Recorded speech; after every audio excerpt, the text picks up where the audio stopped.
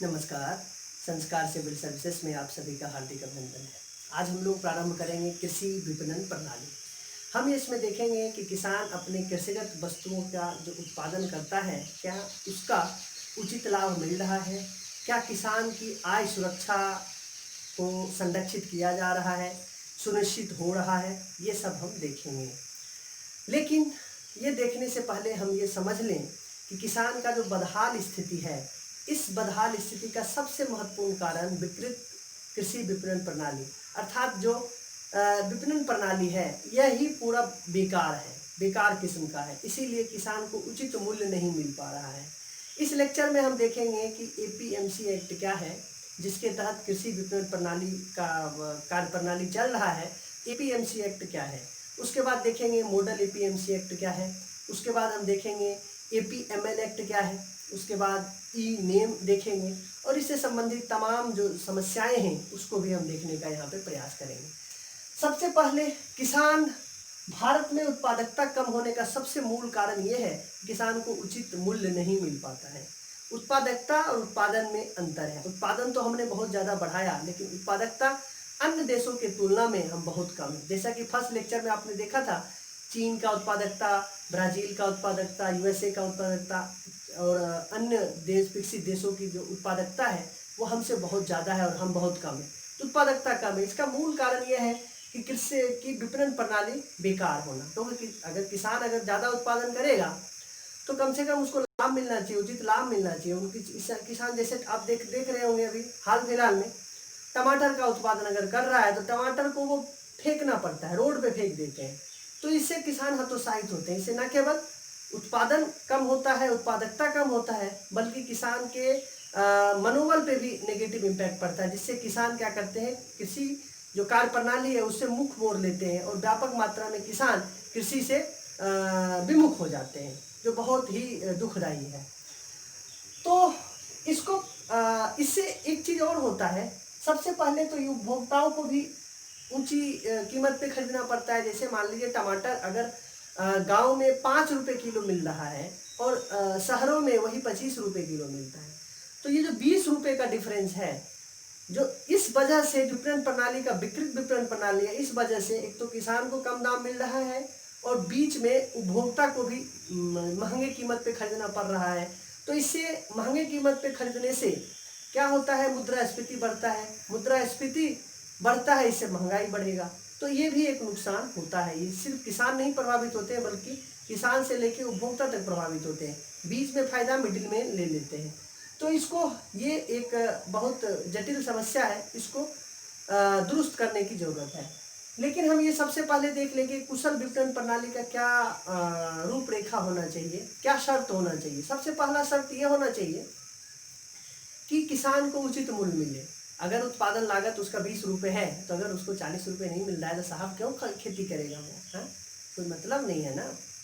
एक तो उचित उत्पादन लागत मिले। दूसरा, उपभोक्ता उत्पादक, प्राथमिक उत्पादक अर्थात किसान और जो अंतिम उपभोक्ता है अर्थात जो खरीद के जो उपभोग करेगा लास्ट में, उसके बीच का जो डिफरेंस है वो बहुत कम होना चाहिए। जैसा हालांकि हम इससे पहले एक एग्जांपल दिए थे टमाटर का, किसान 5 रुपये बेचता है और उपभोक्ता, अंतिम उपभोक्ता जो है वह 25 रुपये खरीदता है। ये डिफरेंस 20 रुपये का है।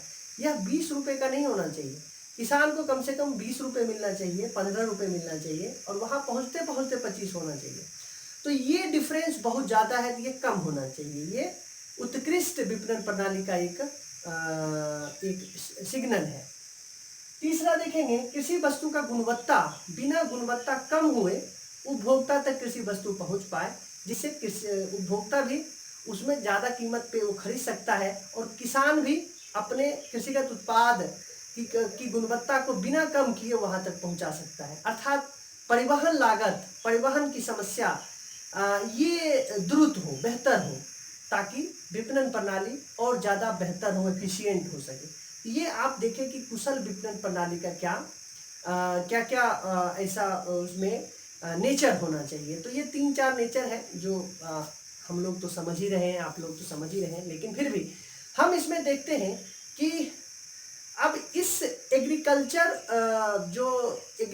से संबंधित जितने भी उत्पाद हैं उनको बेचने के लिए 1960 के दशक में आप देखेंगे कि खाद्यान्न संकट हो गया, और खाद्यान्न संकट से निपटने के लिए नीति निर्माता ने क्या किया कि हरित क्रांति को लाया, और हरित क्रांति ने क्या किया, हमें खाद्यान्न संकट से बाहर उबारा और किसान को आत्मनिर्भर बनाया, देश को खाद्यान्न क्षेत्र में आत्मनिर्भर बनाया, बल्कि आत्मनिर्भर ही नहीं बनाया बल्कि निर्यातक देश की श्रेणी में भी ला दिया। तो 1960 के दशक में ही हर स्टेट ने इस मार्केट को रेगुलेट करने के लिए एक्ट लाया, APMC act, state APMC act. State APMC act इसलिए क्योंकि जो कृषि है ये राज्य का सूची है, तो राज्य सरकार ही अपने सुविधा के अनुसार विपणन का काम करती है। तो इस दृष्टिकोण से हर एक स्टेट का अपना अलग अलग एपीएमसी कानून था, और अलग अलग कानून था, अलग अलग रेट था, अलग अलग टैक्सेशन का समस्या था, अलग अलग इंफ्रास्ट्रक्चर, कोई यूनिफॉर्मिटी नहीं था। लेकिन फिर भी उसमें क्या दिक्कतें थी उसको हम पहले देख लेते हैं। तो सबसे पहले ये था कि स्टेट एपीएमसी एक्ट में क्या समस्याएं थी। समस्या ये था कि कृषि वस्तुओं का पहली बार विपणन एपीएमसी एक्ट के तहत अधिसूचित मंडी में ही होगा, अर्थात किसान जो उत्पादन कर रहा है उसका जो विपणन करेगा, बेचेगा, जो उसके आसपास जो अधिसूचित मंडी है उसी में जाके बेचेगा, ये किसान की बाध्यता है। अब किसान की बाध्यता है तो ये समस्या है ना कि अगर मान लीजिए वो उत्पादन उसको 10 रुपये मिल रहा है तो 10 रुपये में ही देना पड़ेगा, अगर कहीं 15 रुपये मिल रहा है फिर भी आपको यहीं देना पड़ेगा। तो ये समस्या है कि किसान को अपने आसपास के एपीएमसी मंडी में ही वहां पे बेचना पड़ेगा, दूसरे जगह आप नहीं बेच सकते हैं। दूसरा समस्या ये था कि मंडी में व्यापारी की संख्या सीमित थी, अर्थात मंडी है, मंडी जो चलेगा व्यापारी उससे अगर ट्रेड करेगा व्यापारी तो व्यापारी को लाइसेंस लेना पड़ता था, तो उस लाइसेंस के लिए बहुत जद्दोजहद करना पड़ता था। एक तो लाइसेंस वो कार्टेल बना लिए थे, कार्टेल मतलब ये होता है समूह ले लिए थे, बना लिए थे, और अपने अनुसार वो काम करते थे, रेगुलेट करते थे, अपने फायदे के अनुरूप वो काम करते थे। और एक तो मंडी में सीमित व्यापारियों को लाइसेंस प्राप्त था, और अगर कोई नया व्यापारी आता भी था तो उसको लाइसेंस प्राप्त करने की प्रक्रिया इतना जटिल था, इतना खर्चीला था, इतना मतलब इतना दुरूह कर दिया जाता था कि अन्य जो व्यापारी हैं उनको आना बहुत टफ हो जाता था। तो एक ये समस्या था। इससे क्या हुआ, व्यापारी लिमिटेड थे तो किसान को प्रतिस्पर्धी मूल्य नहीं मिल पाता था, जिससे क्योंकि कार्टेल बना के इस मार्कर है, इसको हमें बेचना है 10 रुपये में, 10 रुपये में ही बेचना पड़ेगा, क्योंकि मेरे पास किसान के पास कोई ऑप्शन नहीं था। और किसान थोड़े घर पे ले जाएगा, फिर क्या करेगा, उसके पास बेचने के लिए तो कोई ऑप्शन भी नहीं है ना। एक तो एपीएमसी मंडी में ही बेचना पड़ेगा, और दूसरा जो लिमिटेड ट्रेडर हैं उनके बीच ही बेचना पड़ेगा, एक ये भी समस्या थी। और उसके बाद व्यापारी को लाइसेंस, नए व्यापारी को लाइसेंस प्राप्त करने के लिए भी बहुत ज़्यादा समस्या हो रही थी, और लाइसेंस अगर प्राप्त भी कर लेते थे तो लाइसेंस प्राप्त करने का लिमिटेड टाइम पीरियड था। ये 3 समस्या थी। चौथा आप देखेंगे कि मंडी में लाइसेंस जारी करने की प्रक्रिया जटिल। आपने देखा लाइसेंस स्थान और वस्तु विशिष्ट था, मतलब मान लीजिए हम अगर कोई विशेष एरिया में रह रहे हैं तो यहाँ पे मान लीजिए हम आज़ादपुर के आसपास रह रहे हैं, आज़ादपुर सबसे बड़ा मंडी है, तो आज़ादपुर के हम आसपास रह रहे हैं, तो आज़ादपुर के आसपास एक पूरा एरिया नोटिफाई है कि इसके तहत इतना एरिया आएगा, इतने लोग आएंगे। तो अगर वहाँ का ट्रेडर कोई लाइसेंस लेता है तो अगर वो अनाज का लाइसेंस लेता है, सिर्फ अनाज ही खरीद सकता है और इसी मार्केट में खरीद सकता है और कहीं नहीं खरीद सकता है। अगर वो सब्जी का लेता है तो सिर्फ सब्जी खरीद सकता है। ये तो बहुत बड़ी समस्या थी। तो एक ये भी समस्या था। और वो जो ट्रेडर है वो दूसरे जगह नहीं, मतलब अगर उसके आसपास में अगर कोई मंडी है तो वहाँ नहीं जा सकता है, वो लाइसेंस यहीं तक वैलिड होगा, वहाँ पे वो नहीं खरीद सकता है। ये भी समस्या थी।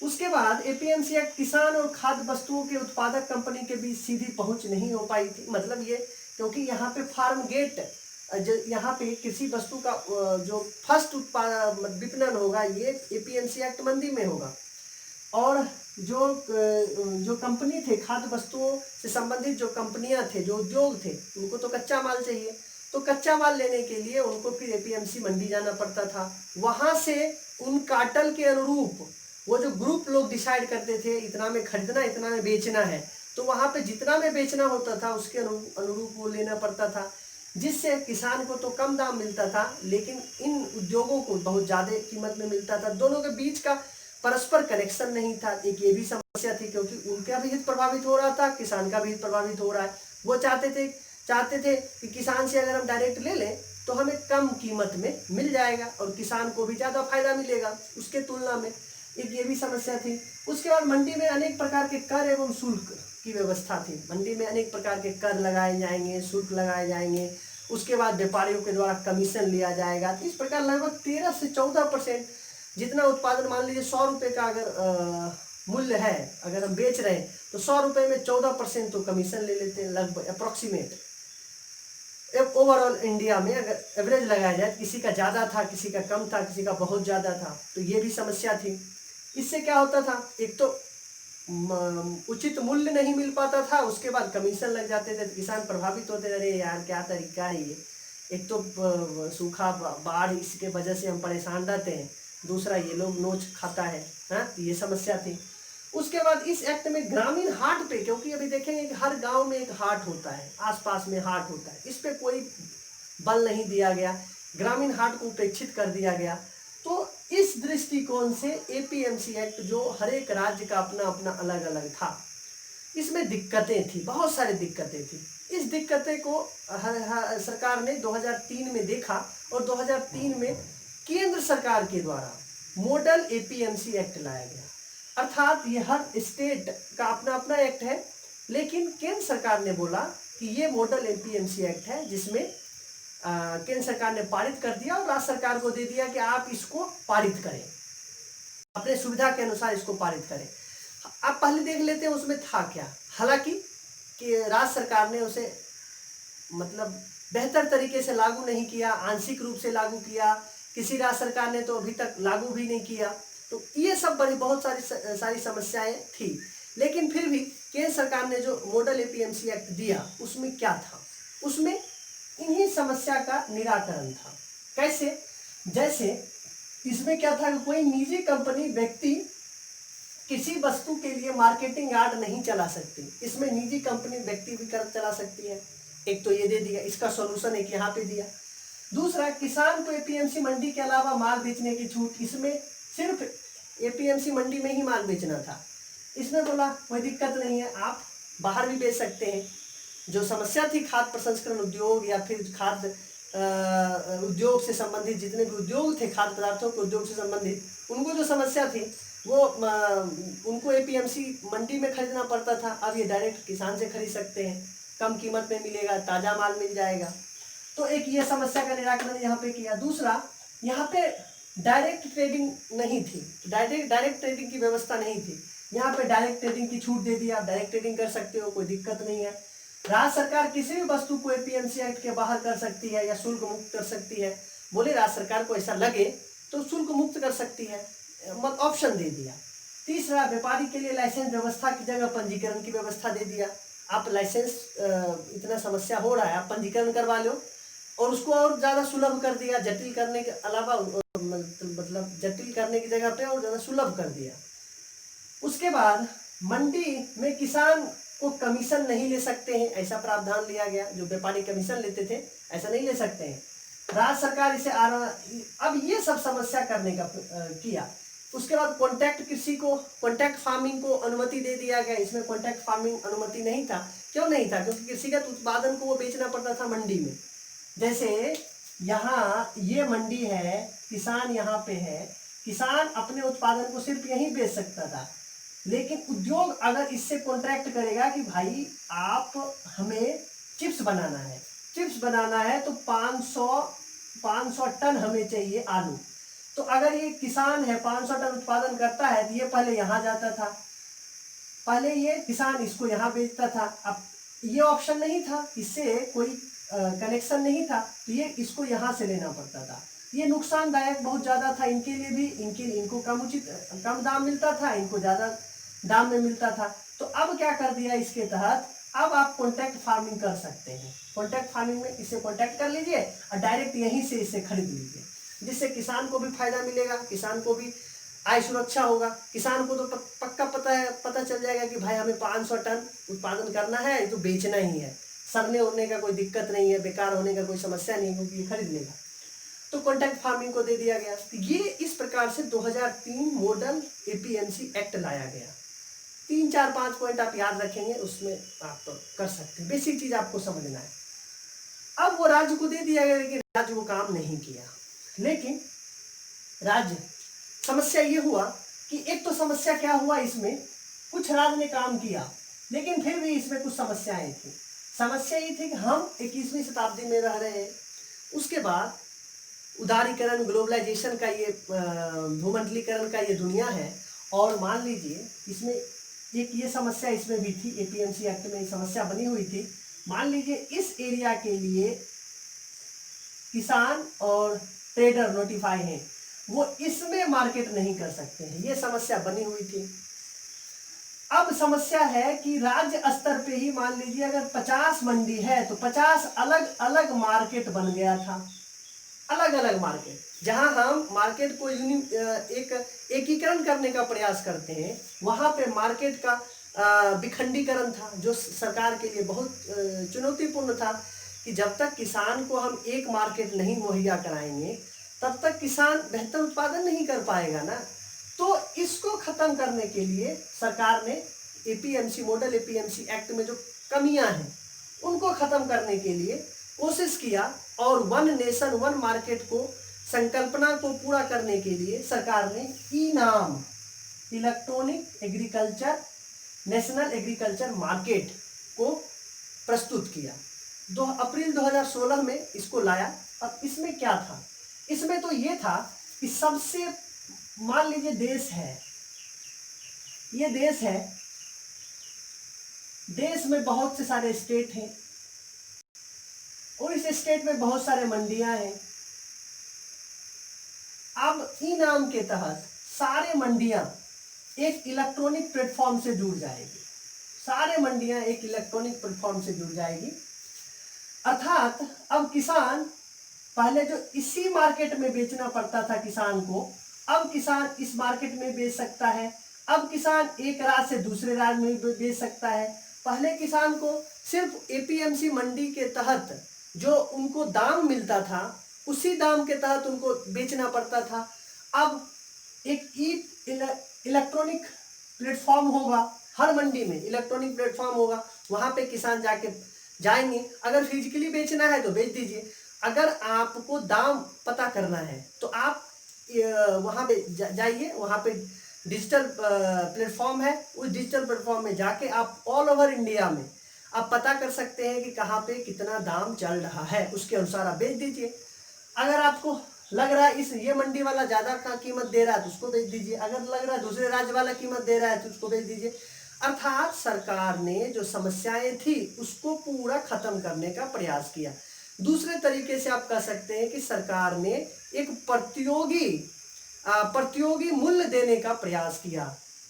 बायर को भी, जो ट्रेडर है, ट्रेडर को भी मिलेगा कि ट्रेडर को भी कम से कम कीमत, वो चाहेगा कम से कम कीमत में मिले, किसान चाहेगा अधिक से अधिक कीमत मिले। उनको ऑल ओवर इंडिया में जहां भी कम कीमत पे मिले वो ट्रेडर खरीद सकते हैं, किसान को जहां अधिक कीमत मिले वो बेच सकते हैं। तो ये एक प्लेटफॉर्म मुहैया कराया। अब समस्या क्या हुआ, अब इसमें एक चीज और सरकार ने क्या किया, इसको और सुलभ करने के लिए हर किसान को और हर ट्रेडर को ई नाम प्लेटफॉर्म से पंजीकरण करना होगा, और एक मोबाइल ऐप भी लाया गया, और किसान को इतना फैसिलिटी दिया गया। पहले क्या करते थे, एपीएमसी मंडी जो था उसमें लाइन लगना पड़ता था 2-2 दिन 3-3 दिन, फिर नंबर आता था, फिर किसान प्रभावित होते थे, कभी नहीं हो पाता था, किसान वापस आ जाते थे, बहुत सारी समस्याएं झेलना पड़ता था। ई नाम के तहत आप रजिस्टर कराइए, आपको जहां बेचना है देख लीजिए कि कहाँ पे क्या प्राइस मिल रहा है, सबसे अधिक प्राइस जहां मिल रहा है वहां पे रजिस्टर कराइए, और रजिस्टर करा के आप वहां पे आपको रजिस्ट्रेशन आपको एसएमएस आ जाएगा, इतना तारीख को अपॉइंटमेंट है, आप वहां पे पहुंचिए, आप बेच के आ जाइए। माल पैसा कितना मिलेगा, पैसा आपको इलेक्ट्रॉनिक माध्यम से आपके अकाउंट में आ जाएगा, उसका भी कोई समस्या नहीं है। तो अर्थात कोशिश किया गया इसको और ज़्यादा सुलभ बनाने का। अब इसमें क्या होगा, इसमें क्या किया गया, हर जितना भी एपीएमसी मंडी होगा, एपीएमसी मंडी में आप फिजिकली तो बेच ही सकते हैं, उसके बाद हर में एक इलेक्ट्रॉनिक प्लेटफॉर्म होगा। अगर किसान चाहे तो इलेक्ट्रॉनिक प्लेटफॉर्म पे जाके पूरे रेट वेट पूरा देख सकता है, फोन पे देख सकता है, सब कुछ व्यवस्था कर दिया गया। इसमें क्या अब इसमें बोला गया ई नाम इलेक्ट्रॉनिक नेशनल एग्रीकल्चर मार्केट की अवधारणा को हकीकत में लाने के लिए, क्योंकि राज्य सरकार के हाथ में है, तो केंद्र सरकार ने बोला कि आप राज्य सरकार ये अपना एपीएमसी में परिवर्तन करिए और निम्नलिखित जो 2-3 चीज है इसको संशोधन करिए। संशोधन क्या करना पड़ेगा, संशोधन करना ई ट्रेडिंग को परमिशन देना, क्योंकि ये लोग ई ट्रेडिंग को परमिशन नहीं दे रहे थे, जो इनका नियम है उसमें ई ट्रेडिंग की व्यवस्था नहीं है, तो बोला ई ट्रेडिंग को परमिशन दीजिए, एकल लाइसेंस की व्यवस्था दीजिए। पहले आप एक राज्य में मान लीजिए 30 मंडी है तो उसको खरीदना पड़ता था, तो 15-20 सबका अलग अलग लाइसेंस लेना पड़ता था। अब एकल लाइसेंस, एक राज्य में ही नहीं पूरे देश के लिए एक लाइसेंस। उसके बाद एकल मार्केट लेवी, सिर्फ एक ही लेवी, एक अगर यहाँ पे शुल्क दे दिए तो कहीं आपको शुल्क नहीं देना पड़ेगा। ये सब समस्या और सभी मंडी को इंटरनेट कनेक्शन से जोड़ दिया गया। हर मंडी में लैब होगा, ग्रेडिंग के लिए व्यवस्था होगा, क्वालिटी चेक करने के लिए व्यवस्था होगा, और अगर किसी किसान को ई नाम के तहत बेचना है, इलेक्ट्रॉनिक मेथड से बेचना है, तो किसान का ग्रेडिंग होगा, क्वालिटी चेक होगा और अपडेट किया जाएगा। वहाँ के जो जहाँ भी बेच रहे हैं वहाँ पे पूरा अपडेट मिलेगा, वहाँ उसके अपडेट के अकॉर्डिंग, क्वालिटी के अकॉर्डिंग, ग्रेडिंग के अकॉर्डिंग उनका दाम वहाँ पे मुहैया कराया जाएगा। तो ये सब व्यवस्था करने का कोशिश किया गया। अब समस्या क्या हुआ कि नेशनल एग्रीकल्चर मार्केट की कल्पना तो किया, लेकिन उसको हकीकत में लाने के लिए सरकार कुछ एक्ट में परिवर्तन लाया। जैसे APMC act, model APMC act को चेंज किया, उसमें चेंज करके एपीएमएल एक्ट 2017 को पारित किया, उसमें संशोधन करके एपीएमएल एक्ट 2017 पारित किया। उसके बाद कॉन्ट्रैक्ट फार्मिंग की अनुमति तो दे दिया था, लेकिन कॉन्ट्रैक्ट फार्मिंग के लिए बहुत सारे कानूनी समस्याएं, जिसके वजह से किसान शोषित हो रहे थे, बहुत सारी समस्याएं थे, इसलिए वो प्रभावी रूप से चल नहीं पा रहा था। तो सरकार ने क्या किया, मॉडल कॉन्ट्रैक्ट फार्मिंग 2018 को पारित किया है, उसको और सुलभ बनाया। उसके बाद क्या किया, लैंड लीजिंग एक्ट, लीजिंग पे जो हम खेती करते थे उसको भी थोड़ा सुलभ बना दिया, लैंड लीजिंग एक्ट 2016 को लाया। इस तरीके से सरकार कोशिश कर रही है कि ई नाम की अवधारणा, वन नेशन वन मार्केट को लाया जाए, ताकि जो समस्याएं हैं उस समस्या से निपटा जाए। लेकिन अब समस्या यहाँ भी है। मान लीजिए ये स्टेट है, ये स्टेट में उस किसान को कम कीमत मिल रहा है, इस स्टेट में ज़्यादा कीमत मिल रहा है। तो अगर इसके बीच का डिस्टेंस मान लीजिए 400 किलोमीटर है, या इस मंडी के बीच का डिस्टेंस 100 किलोमीटर है, तो ये परिवहन लागत कौन देगा, परिवहन की समस्या है, और बहुत सारे समस्याएं हैं। उसके बाद इंटरनेट कनेक्शन नहीं है, आधारभूत संरचना का अभाव है, उसके बाद भंडारण की समस्या है। तो इस प्रकार ये यहाँ तक आपने देखा कि नेशनल एग्रीकल्चर मार्केट अर्थात कृषि विपणन प्रणाली में जो हमने रिफॉर्म किया है वह क्या क्या था, और हम ये समझ लें कि इस रिफॉर्म के बावजूद क्या क्या समस्याएं हैं जिसको सुधारने की दरकार है। इतना होने के बावजूद भी किसान को बहुत सारी समस्या को झेलना पड़ रहा है। जैसे सबसे पहला समस्या यह है कि भंडारण की क्षमता नहीं है किसान के पास। जितने भी किसान हैं इसमें मैक्सिमम किसान के पास ये देखा गया कि उनके पास कृषिगत उत्पाद को भंडारण करने की क्षमता नहीं है। इससे क्या होता है, या जिनके पास थोड़ा बहुत क्षमता भी है उनके पास वैज्ञानिक भंडारण करने की विधि नहीं पता है, उनके पास प्रशिक्षण नहीं है, जिसके वजह से वो कच्चा भंडारण कर लेते हैं, उत्पाद उनका खराब हो जाता है, व्यापक हानि होती है। तो एक तो सरकार को चाहिए कि भंडारण की क्षमता हर गांव में, हर ग्राम पंचायत में भंडारण की क्षमता उपलब्ध कराया जाए, हर मोहल्ले में किया जाए, ताकि किसान अपने उत्पाद को बेहतर तरीके से रख सके। दूसरा, होल्डिंग कैपेसिटी नहीं है, अर्थात किसान अगर उत्पादन करता है तो उसको होल्ड करने का क्षमता नहीं है, क्योंकि किसान किसी से ऋण लेके रखता है, महाजन उस पर चढ़ा होता है, भाई ऋण दो ऋण दो ऋण दो, नहीं तो हम फिर अगले बार ऋण नहीं देंगे।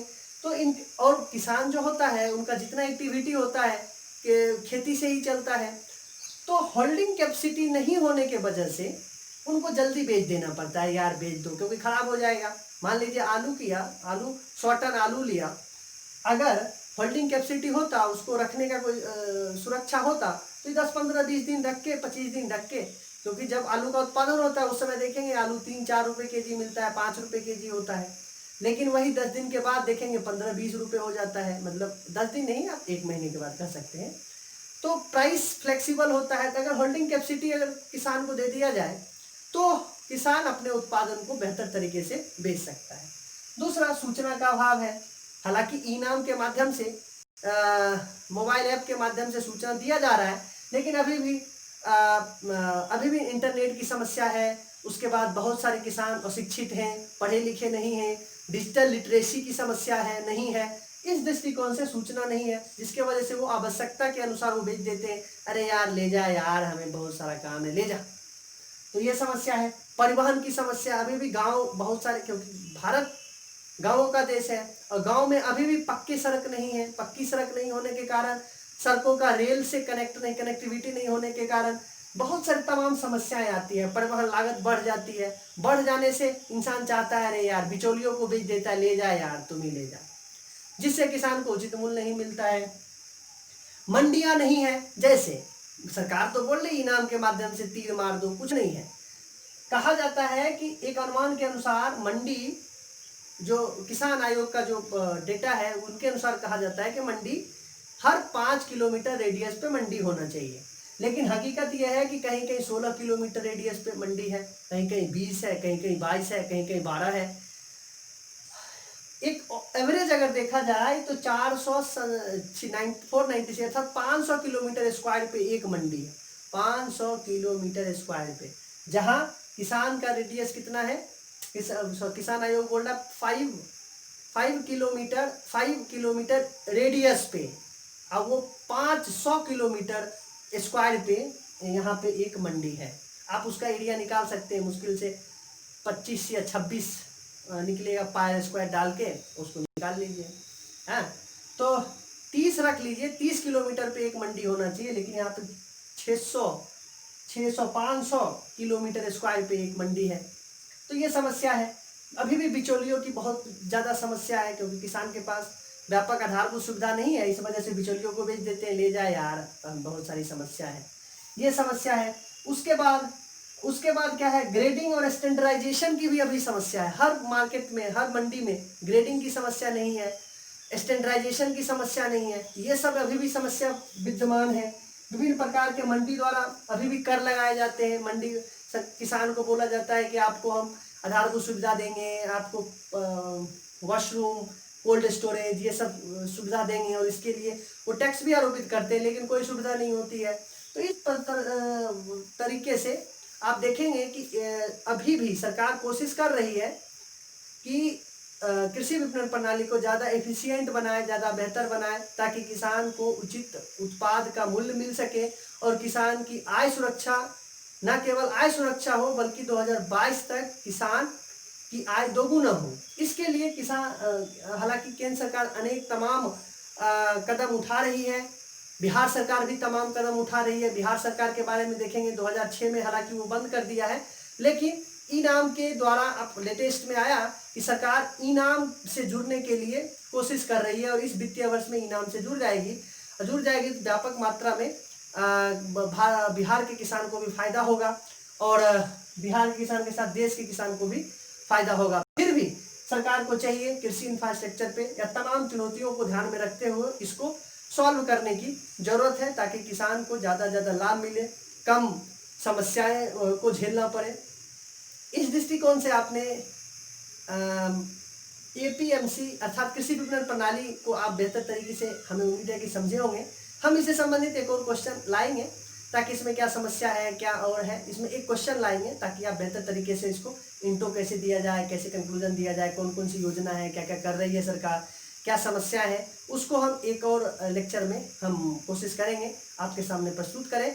उसके बाद हम फिर नेक्स्ट लेक्चर आपके साथ कंटिन्यू करते मतलब प्रस्तुत करते रहेंगे। आप हमारे साथ जुड़े रहे, इसके लिए आपको बहुत बहुत धन्यवाद। अगर आप सब्सक्राइब नहीं किए, सब्सक्राइब कर सकते हैं। अगर आपको सुझाव देना है तो कमेंट करके सुझाव भी दे सकते हैं। फिर हम आपके साथ नए लेक्चर के साथ मिलेंगे, तब तक के लिए जय हिंद।